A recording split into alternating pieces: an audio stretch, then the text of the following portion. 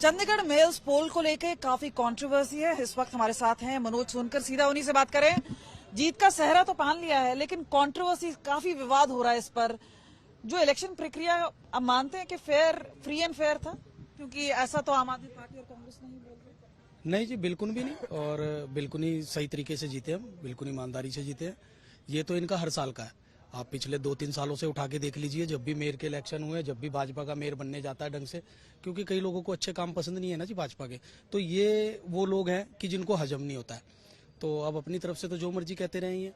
पिछले 3 सालों से भी इनकी यही लड़ाई है जी, गलत बना दिया, ऐसा बना दिया, वैसा बना दिया। तो हम तो इसमें बिल्कुल सहमत हैं, हमारा मेयर बिल्कुल ठीक बना है जी।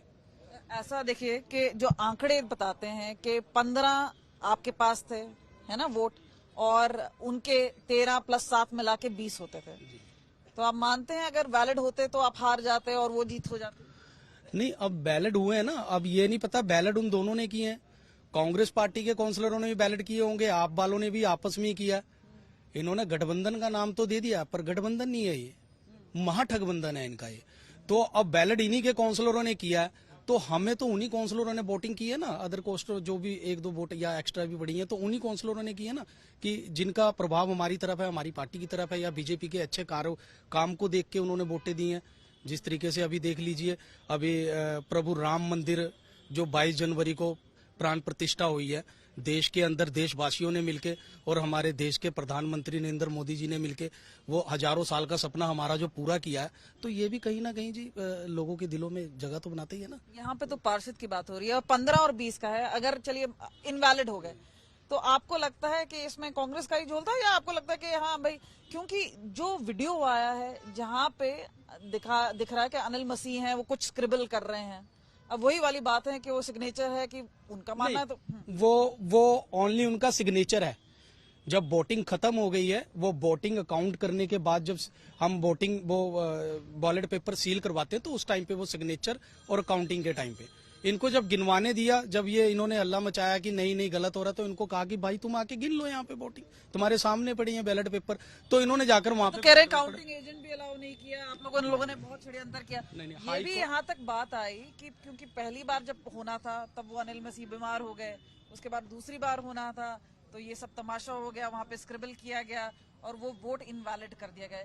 आप आज मेयर बने हैं जी, कितना आप मानते हैं, क्योंकि आम आदमी पार्टी और कांग्रेस तो बोल रही है ये तो ब्लैक डे ऑफ डेमोक्रेसी है, गणतंत्र की पूरी हत्या। वो तो 3 सालों से बोलते आ रहे हैं जी, उनका क्या करेंगे हम।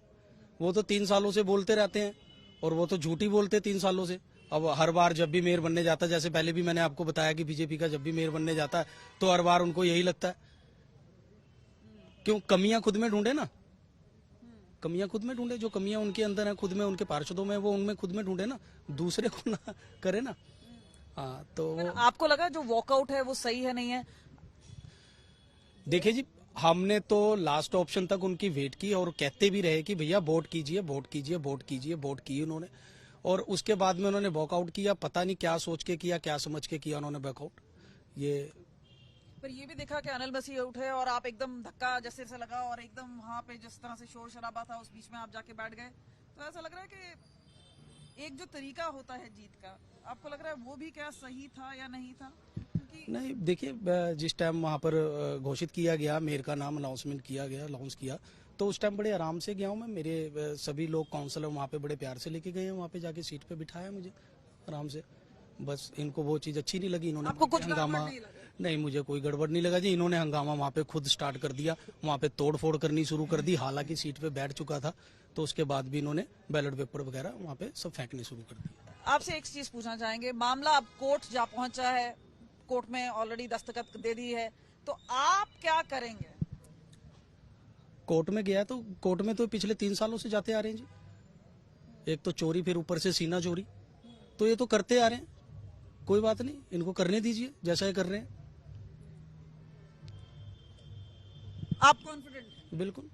और अगर रीपोलिंग की बात हुई तो आप दोबारा रीपोलिंग में जाएंगे?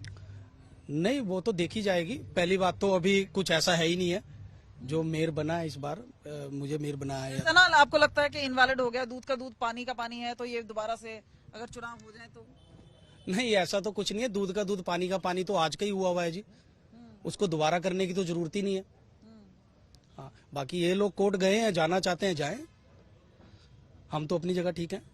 गठबंधन के बारे में क्या कहना है? आपको लगता है कि कांग्रेस वालों ने ही जानबूझ के ऐसा नहीं, कर दिया? जैसे कि मैंने आपको पहले भी कहा मैडम कि ये गठबंधन तो था ही नहीं, ये तो ठगबंधन था।